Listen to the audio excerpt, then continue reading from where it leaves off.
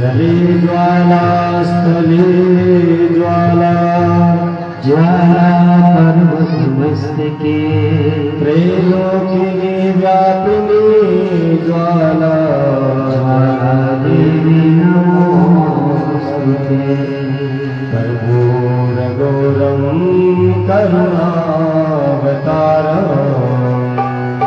संसारसारं भुजगेन्द्रहारम् सदा वसन्तं हृदयारविन्दे भवानी सहितं नमामि। श्री भागवत भगवान की है आरती, पापियों को पाप से अवतार की। श्री भागवत भगवान की है आरती, पापियों को पाप से तारती। श्री भागवत भगवान की है आरती, पापियों को पाप से तारती। श्री भागवत भगवान की है आरती, पापियों को पाप से तारती। ये अमर ग्रंथ ये मुक्ति पंथ ये पंचपदेश निराला, सबके भजगाने वाला। ये अमर ग्रंथ ये मुक्ति पंथ ये पंचपदेश निराला, नव ज्योति जगाने वाला। हरि नाम यही हरि धाम यही हरि नाम यही हरि नाम यही हरि नाम यही हरि धाम यही हरि नाम यही हरि नाम यही। सबके मंगल की आरती, पापियों को पाप से है तारती। श्री भागवत भगवान की है आरती, पापियों को पाप से है तारती। श्री भागवत भगवान की है आरती, पापियों को पाप से है तारती।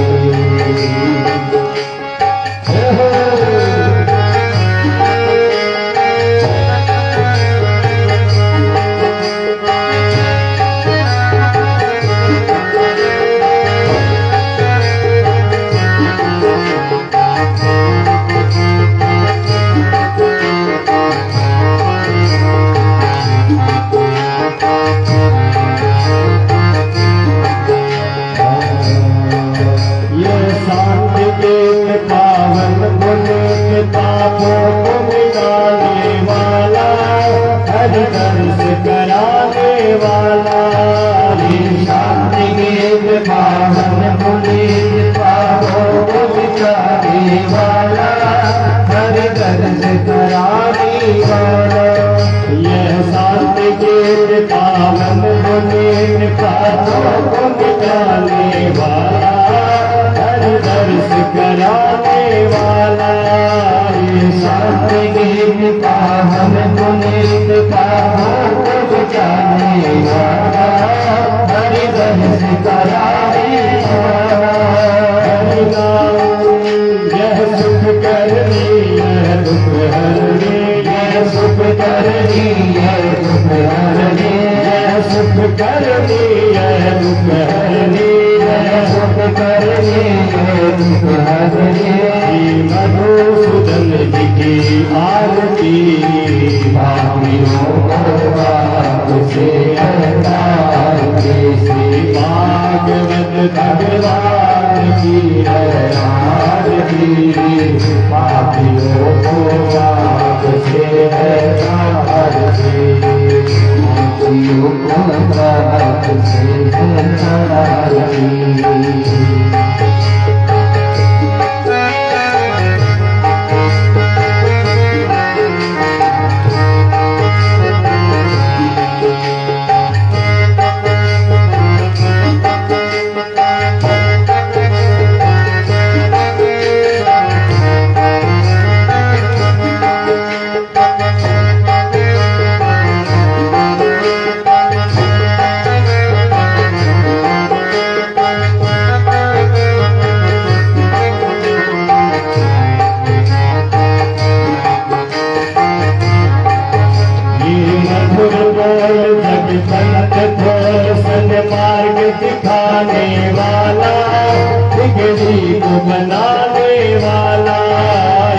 मधुर बोल जग बंद बोल सन्मार्ग दिखाने वाला बिगड़ी को बनाने वाला मधुर बोल जग बंद बोल सन्मार्ग दिखाने वाला बिगड़ी को बनाने वाला मधुर बोल जग बंद बोल सन्मार्ग दिखाने वाला बिगड़ी को बनाने वाला श्री राम यही घनश्याम यही श्री राम यही घनश्याम यही श्री राम यही घनश्याम यही श्री राम यही घनश्याम यही सबकी महिमा की आरती बातियों को गाते हैं भागवत भगवान की है आरती बातियों को गाते हैं भागवत भगवान की है आरती बातियों को गाते हैं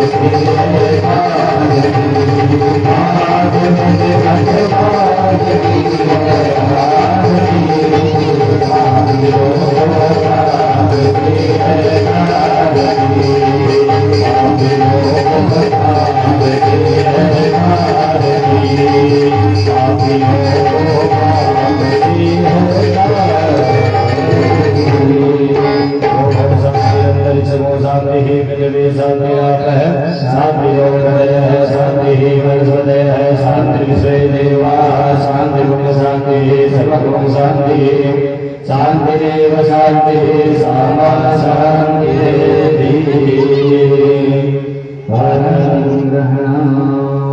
जगनेन जगन्वे संतदेवासानि धर्माणि गतमाना सन्न देहरागं महिमानः पूर्वे साध्याः सन्ति देवाः राजाय दशय्यसाहिने नमो वयं विश्वनाय कुर्महे सर्वे कामानि कामाय वयं कामेश्वरो विष्णुर्ददातु वेदाय विष्णुनाय महाराजाय नमः स्वस्ति साम्राज्यं भोजं सराजं वैराजं पारमेशं राजं महाराजमात्मयं समन्तप्रियाय सात्सार्वभौम सार्वायुगाङ्गादात्मराधात् पृथिवे समुद्रप्रियन्ताय कराणीति श्लोको गीतो कर्ता प्रवेक्षामृतस्यावसन्तिः आवीक्षितस्य कामप्रेर्विश्वे देवा सभासद इति हरि ओम् एकदन्ताय विद्महे वक्रतुण्डाय धीमहि तन्नो प्रचोदयात् नारायणाय विद्महे वासुदेवाय धीमहि तन्नो विष्णुः प्रचोदयात् श्रीवन्तिका बकुलजं भगवाढलाब्जे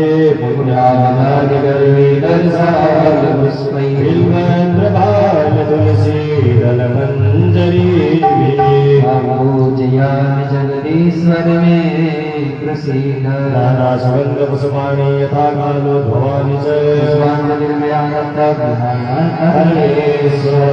जय जय श्री राधे जय जय श्री राधे जय जय श्री राधे श्याम बोल भाग्य बिहारी लाल की कृष्ण चंद्र भगवान की थोड़ा धीरे बोलो आवाज बहुत जोर से आ रही है बोल कृष्ण कन्हैया लाल की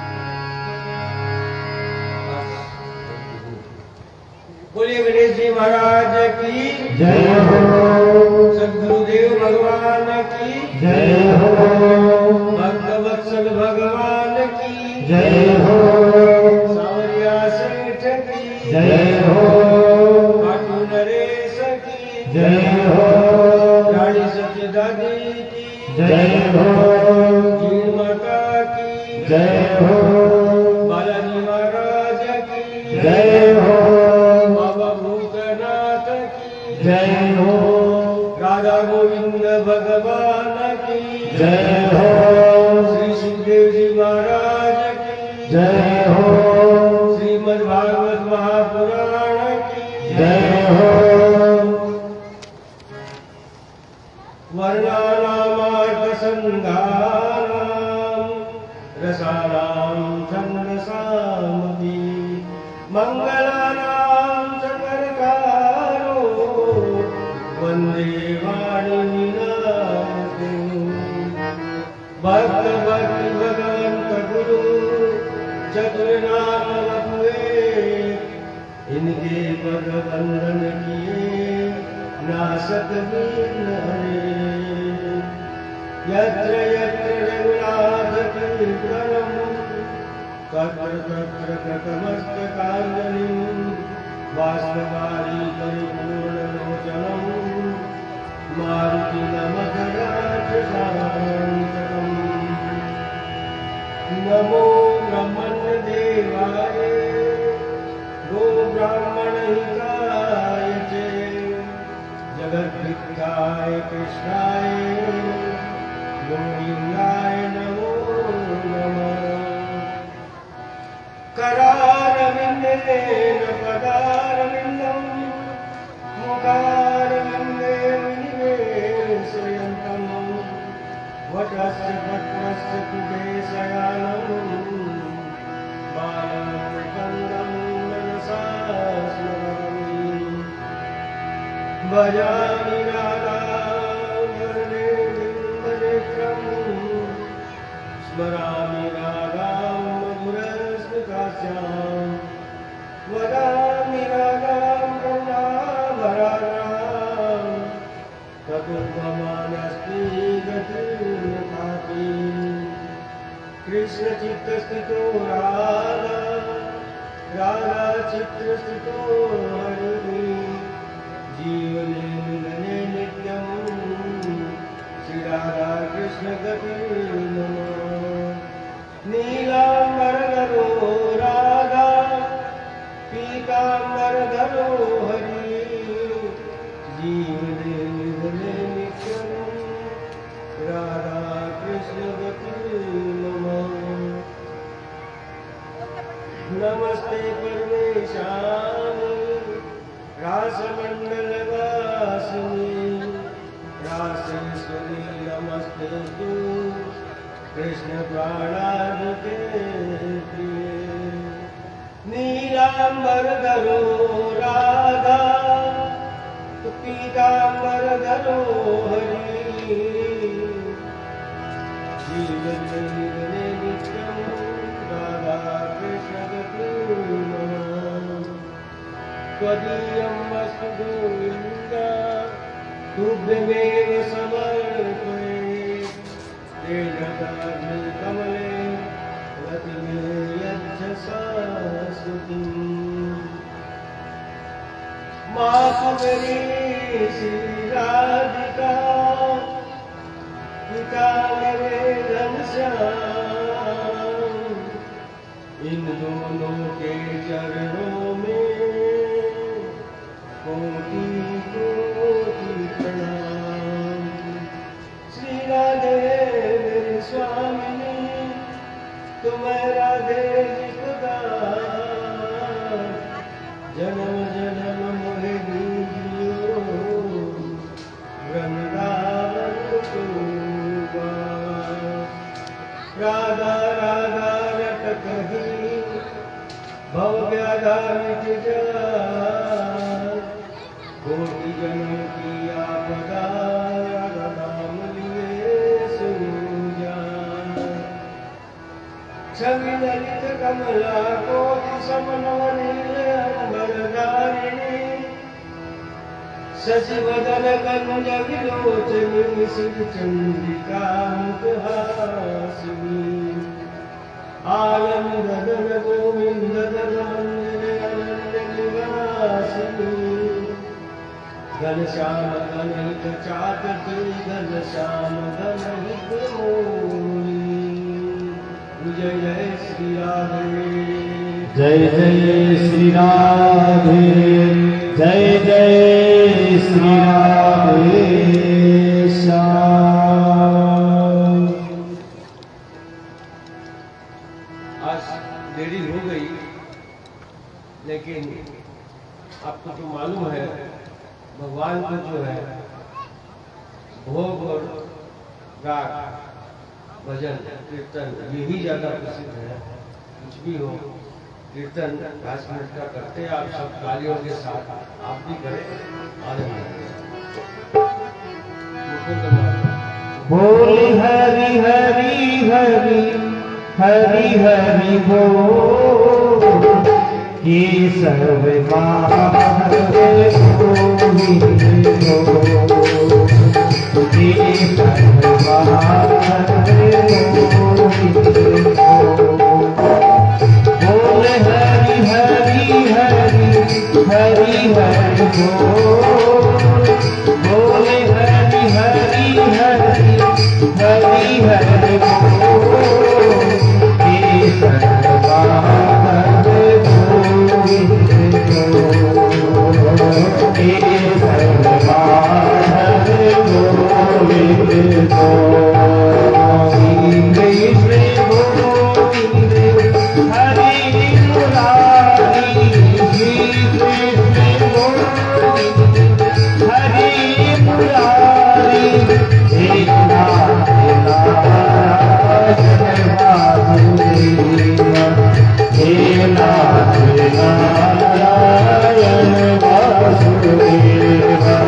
श्री कृष्ण गोविंद हरि मुरारी, श्री कृष्ण गोविंद हरि मुरारी, हे नाथ नारायण वासुदेव, हे नाथ नारायण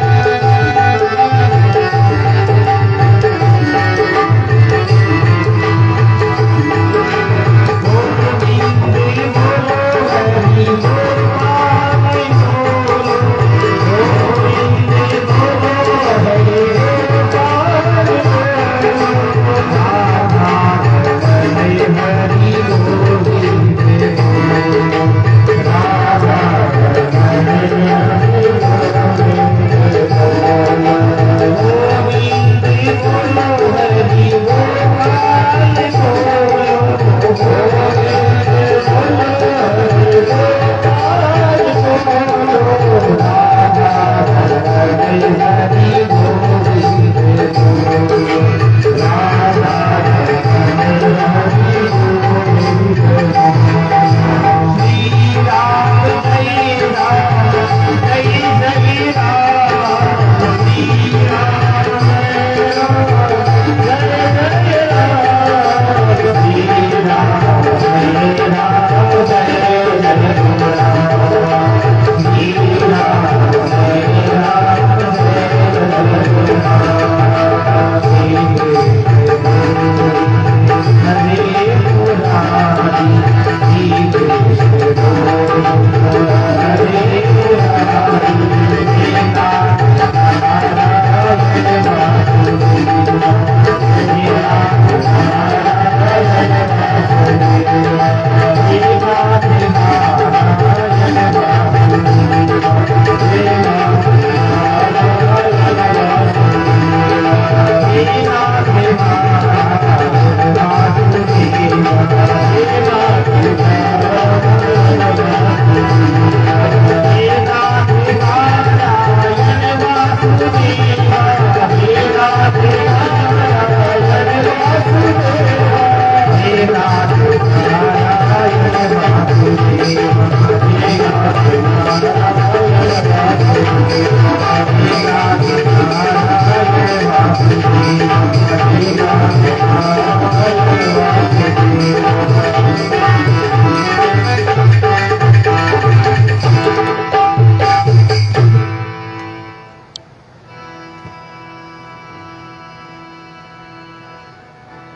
सांवले सलोनी सरकार जगत गुरु एवं भागवत के वांग्मय स्वरूप भगवान कृष्ण की वांग्मय स्वरूप भागवत भक्तों के मनों की कामना कल्प कल्प में समान पूर्ण करने वाले गोविंद को हम प्रणाम करते आज की कथा में आगे बढ़ते हैं। कल भगवान का जन्म हुआ और वसुदेव जी जो है नंद बाबा के घर उनको छोड़ गए और वहां से जो लड़की हुई थी उसे वहां ले गए। कंस ने जब उसे मारा तो उसने कह दिया कि मुझे क्या मार रहा है, तुझे मारने वाला तो गोकुल में पैदा हो गया है। तो प्रत्यक्ष उसने बहन से माफी मांगी कि ये तो लड़की थी, देवताओं ने मुझे गलत बताया कि लड़का होना था, लेकिन मन ही मन वध की योजनाएं जो है बनाने लग गया था। लेकिन अभी उसे योजनाएं बनाने दो, देखें वो क्या क्या करता है। आइए नंद बाबा के घर किस तरह से उल्लासपूर्ण वातावरण है और वहां पर जो है भगवान के प्राकट्य पर क्या क्या हो रहे हैं, चलिए हम अभी इसी में और आगे बढ़ते हैं। जब भगवान गोकुल में आए हैं तो बहुत सारे देवी देवता संत महात्मा निरंतर उनके दर्शन के लिए ब्रज में आ रहे हैं। कोई गोप गोपी का रूप, कोई मोर पपिए का, कोई कोयल, कोई चातक, कोई चकोर, कोई वृक्ष लता बेल आदि के रूप में वहां पे रहने आ गए हैं। नंद भवन में जहाँ लाला का जन्मोत्सव चल रहा है वहां पे बहुत ही सुंदर वातावरण है। लोग नाच रहे हैं, गा रहे हैं, नंद घर आनंद भयो जय कन्हैया लाल की, हाथी दीना घोड़ा दीना और दीनी बाल की। तो नंद बाबा ने ब्राह्मणों को बुला करके जो स्वस्ति वाचन करवाया है, जात कर्म संस्कार किए हैं, देवताओं और पितरों की पूजा व तर्पण किया है। जितनी भी उनके पास गायें थी उनको सजाया गया, उनके सींग और खुर जो है सोने और चांदी से मंडित किए गए हैं। पुराणों में नंदोत्सव की बहुत बड़ी महिमा कही गई है। भागवत में 18 श्लोकों में नंदोत्सव का वर्णन है और जो नित्य इन श्लोकों का पाठ करते हैं और पाठ करता है श्रद्धा पूर्वक और विधि विधान पूर्वक, वहां लक्ष्मी का स्थायी निवास होता है। यदि किसी दोष या अन्य कारणों से लक्ष्मी जी उठ के भी चली गई है तो उसे वापस वहां पे आना होता है। कहा गया है कि उस दिन नंद बाबा ने 2 लाख गायों का दान किया ब्राह्मणों को। अब उस युग में तो क्या बहु ही धन था, सबसे बड़ा धन था। इसके अलावा सोने आभूषण और रत्नों के बड़े बड़े 7 पहाड़ बनाए गए, उनका दान किया गया है। सबसे पहले चांदी के पहाड़ से दान किया गया, लोगों ने भरपूर लिया। फिर सोने का, जब सोने का हुआ तो चांदी वहाँ पर लोगों ने गड़ियों में मिर्ची छोड़ दी। फिर रत्नों का जब चालू हुआ तो सोना भी छोड़ दिया। तो जहाँ सोना चांदी से वो सारे जो मार्ग हैं गोकुल के भरे हुए हैं, इतना दान किया है। लोगों से समझ नहीं रहा। अब देखिए जहाँ गोविंद आए हैं वहाँ अपार जो माया है वहाँ बरस रही है। शास्त्रों में कहा गया है कि प्रजा तीर्थ में जो दान करते हैं उसका बड़ा महत्व है, इसलिए नंद बाबा ने किया।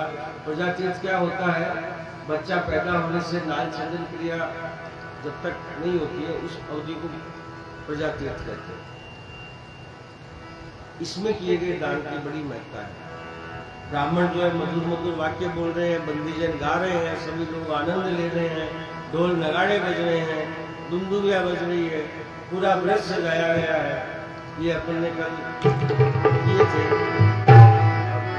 गोपियों ने, ग्वालों ने, सबने अपने अपने घर द्वार सजाए हैं, घरों पर रोशनी के दीपक और झंडे लगाए हैं और सुंदर सुंदर नृत्य जो है सभी कह रहे और बधाई गान गा रहे हैं और बधाई सामग्री ले ले करके सारे जो है नंद भवन की ओर जा रहे हैं। वो झूला झूले झूला झूले रे नंदना, यशोमती मैया झूला झूले रे नंदना, यशोमती मैया झूला झूले झूला झूले झूला झूले झूला झूले झूला झूले झूला झूले हे नंदना, यशोमती मैया का होगा, झूला झूले हे नंदना।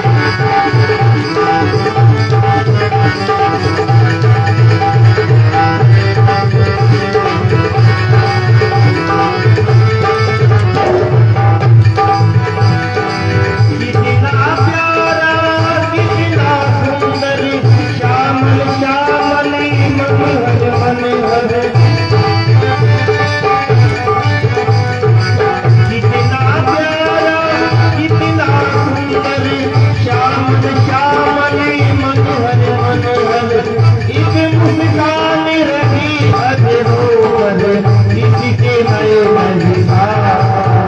झूला झूले झूला झूले मेरी यमुनी मैया का झूला झूले मेरी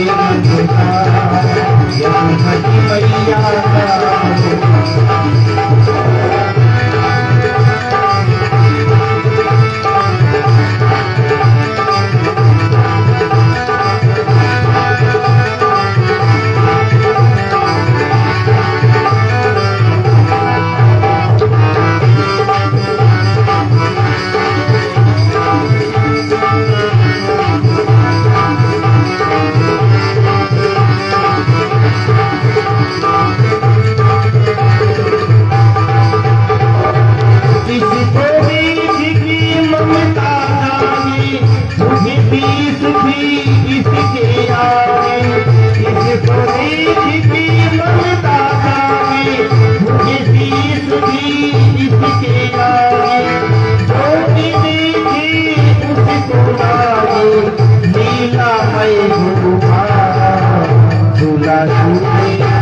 झूला झूले वे यमुनी मैया का झूला झूले वे यमुनी मैया ये बात होगा मनसानी ये हृदय का होगा ये बात होगा मनसानी हृदय का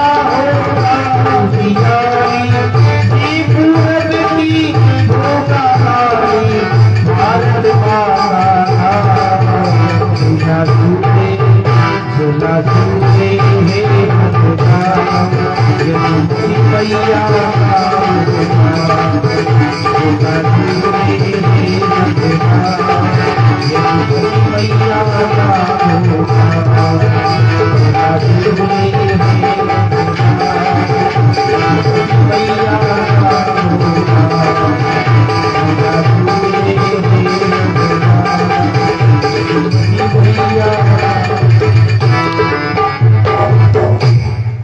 भागवत जी के दसम स्कंद में लिखा है, जब भगवान के दर्शन करने गोपियां जा रहे थे तो गोपियां अपने सिर पे पुष्पों से श्रृंगार कर रही थी, लेकिन पुष्प है कि वो नीचे गिरते जा रहे हैं और पूरा रास्ता जो है ऐसे लग रहा है कि पुष्पों की वर्षा हुई है।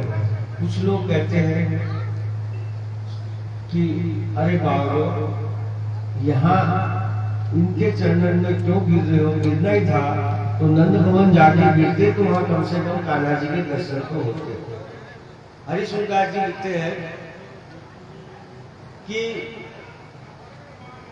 बाबा मैं बावरा नाय हूं, बात ये है कि जिनके हृदय में गोविंद के प्रति इतना प्रेम है तो वाक्य तो मैं मस्तिष्क में रहने लायक ही नहीं हूँ, वाक्य तो चरणों में मेरा स्थान है, इसलिए हम इन गोपियों के चरणों में जो है गिर रहे हैं। तो शुरू दिन से ही गोपियों की भावनाएं जो है भगवान के प्रति ममत्व के लिए वे वहां जाते हैं, भगवान के दर्शन करते हैं और कामना करते हैं कि लाला तुम जियो और हमारी उम्र भी तुम्हें लग जाए।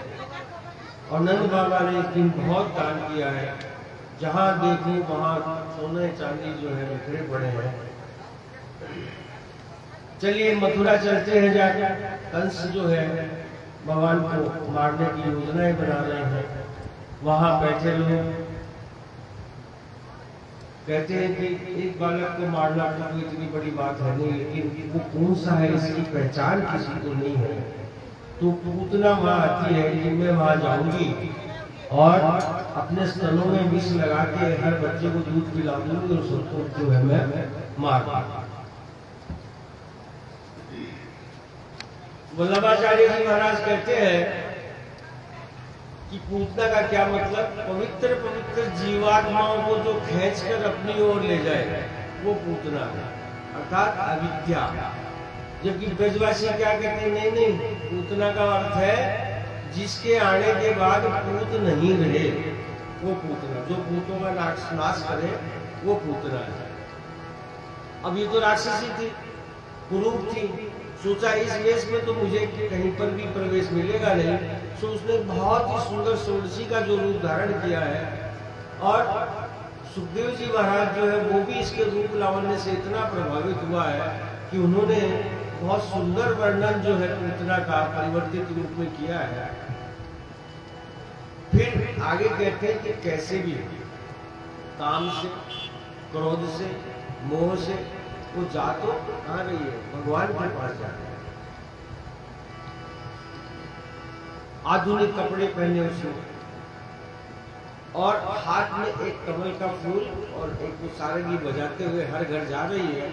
और जहां भी छोटा बालक दिखे उसको बड़े प्रेम से ले जा रही है और अपने स्तनों में विष लगा के और दूध का पान उसको करा रही है। जब भगवान ने देखा कि ये छोटे छोटे बच्चों को मार रही है तो मैं बड़ा होऊंगा तो किसके साथ खेलूंगा, सो उन्होंने तुरंत योग माया को बुलाया और बोले कि देखो मेरे संगी साथी कम हो रहे हैं, तुम तो इस पूतनाओं को नंद भवन की और ले जाओ।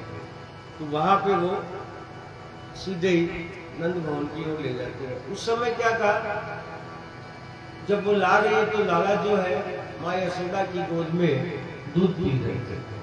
देखा वो आ गई है तो तुरंत उन्होंने आंख बंद कर ली। माँ ने सोचा है कि लाला सो गया है तो उसे पालने में सुला करके रसोई घर में चली गई।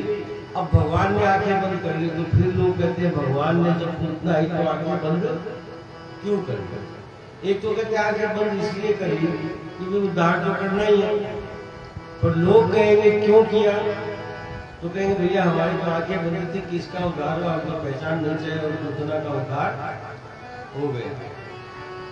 दूसरा कहते हैं भगवान ने सोचा इसलिए आंखें बंद करी कि ये आई तो जहर पिलाने, पर देखे तो शरीर इसने ऐसे क्या पुण्य किए थे कि ये हठात ही मेरे समक्ष जो है आ उपस्थित हुए। तो भगवान के दर्शन तो हजारों सालों की तपस्या के बाद भी लोगों को आप हम देख रहे मेले में गए, खाटू मेले में कोई कितनी नस्ल में भीड़ होती है और कितना पैदल चलते हैं और बाबा की झलक कितनी मिलती है, 1 सेकंड के लिए और चलो इतने से के लिए इतनी तपस्या करनी पड़ती है। और ये जो है सीधा ही मेरे समक्ष आ गई है, तो इसने ऐसे कौन से पुण्य किए थे पूर्व जन्म में। तो पता लगा कि जब वामन अवतार में भगवान राजा बलि को छोड़ रहे थे, तुझे जब गए तो उनका रूप देख के उनकी पुत्री थी जिसका नाम था रत्नावली, उसके मन में ममता जागी काश मेरा बेटा भी ऐसा ही होता। लेकिन जब तीसरे पांव के लिए उन्होंने इसका रौद्र रूप देखा तो उससे गुस्सा आया कि मैं इसको जान से मारूंगा, पर इस जन्म में तो मैं मजबूर नहीं करूंगी, लेकिन जब अगले जन्म में मौका आएगा मैं जरूर इसका वध करूंगा, इसलिए आया। एक कहते नहीं कन्हैया ने विचार किया कि हम तो ब्रजमंडल में इसलिए पैदा हुए हैं कि दूध दही माखन खूब खाए, पर ये मौसी जी को जहर पिलाने आ गए। सो आंख बंद करके भोले बाबा से प्रार्थना करके कि हे बाबा जहर तो आप पी लो और दूध मोको पीने दो।